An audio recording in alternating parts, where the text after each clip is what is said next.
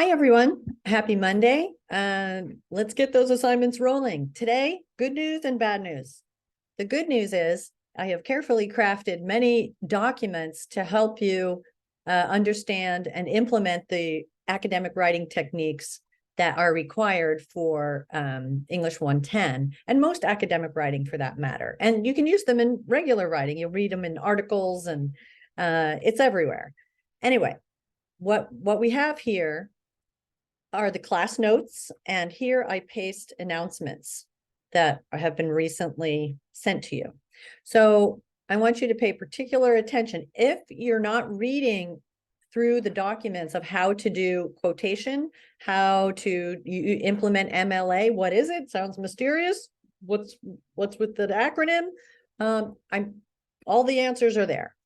At any rate, I do want to let you know that's the good news. Everything is there for you. So how do you do quotation? You can access this document and it says the basics. You have to use direct quotations around exact language. Otherwise, it's plagiarism.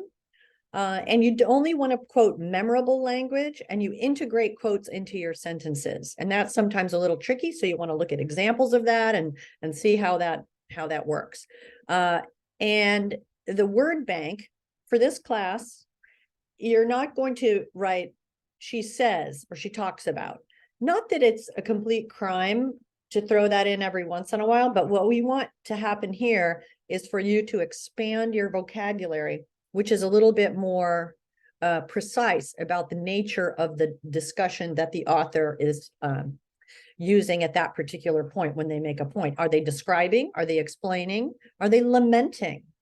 Are they spotlighting? Are they inquiring? I mean, there's lots of different things that a text might be doing. And if you use says or talks about, it isn't as precise. So in academic writing, we're always trying to be precise, specific, and we're trying to prove a point with evidence.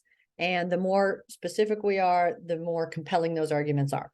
That being said, here's the bad news. This is a great document, MLA Basics. Okay, here it is. It has a list of things that you should not do. So my point to you today is, good news is the document is here for you to study and you'll get the gist, the basics, okay? The list of do not is a list of techniques that you might naturally fall into. And this list will remind you to step out of that comfort zone. All right. For instance, it says, do not put the author's name in parentheses at the end of a sentence. That is particular to this class. And it's used when there's many texts and it's getting confusing about which source is saying what, or which source is describing what.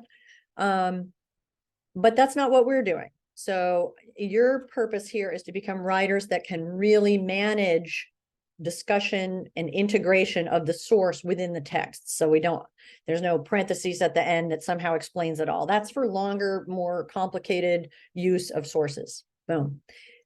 The point I'm going to make, here's the bad news, is that you do lose points on assignments and essays when these don't quote more than 2 lines. Don't use quotes for ordinary passages that could be paraphrased. In other words, if you just can't figure out how to say it and you just quote a big block, that's not really what quotation is for. It's for memorable language, and it should be integrated rather than blocked. So 2 lines. Don't include your opinion of a text in a summary. If you're writing a summary and you're just relaying what is in the text, do not integrate your opinion about what it suggests or how you feel about it. There is a place for that in your writing, which we'll get to later. But if you're simply getting the reader up to speed about what's in the text, that do not try to color it with your interpretation. We just want primarily the straight line of what the writer, author, video person is conveying. Okay. Do not use quotes before the reader has been introduced to the text. So you're always going to write, in the article such and such by so-and-so of the Atlantic, they describe the ways in which technology is helping and harming us in education, something. Okay, so my point here today is one, go to the class notes if you want to see the most recent announcements. And two, the problem is going to be if you don't read these documents and then check your work. So when you lose points on an assignment, it's because you've committed some of the don'ts. So I think it's really helpful for me to have this tool so that you can have the document out and then review your work, because writing is really a circular process where you write it and then you check it and then you revise it and then you check it again, and that can go on as long as you'd like.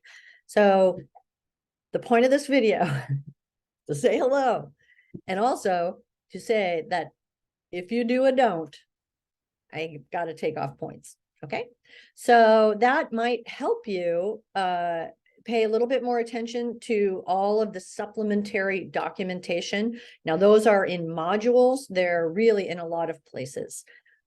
So that's all for today. And just get on those assignments when you're writing your summary. There's lots of supplementary MLA applies. All these documents apply to your summary, and then summary itself has, you know, its own specifications for the way we're going to do it. It shouldn't be too long, because then it's not a summary. You don't include everything. This is the work of it. You've got to determine what's the most important, and how to make it succinct, yet a truthful and accurate representation of what is in the text. Okay, so these are crucial documents: the summaries, the MLA, and the word bank. Remember, we don't want to say says. We don't want to say says. We do it all the time in speech. It's the most natural thing in the world. Here, we're trying to expand our precision vocabulary, okay, for academic purposes. All right, so that's all I've got for you today. Just carry on with the good work. There's been some very nice, sometimes also on class notes, if somebody writes a great summary, I'm going to put it up there. So let me know if you don't want any of your work, you know, replicated, because that's helpful to other students if they can see not only the example in the assignment, but what someone else has recently turned in. And they always look different. So it's not a math equation. There is a little bit of, you know, creativity, a lot of brain power involved in this, and it's work to do a summary accurately.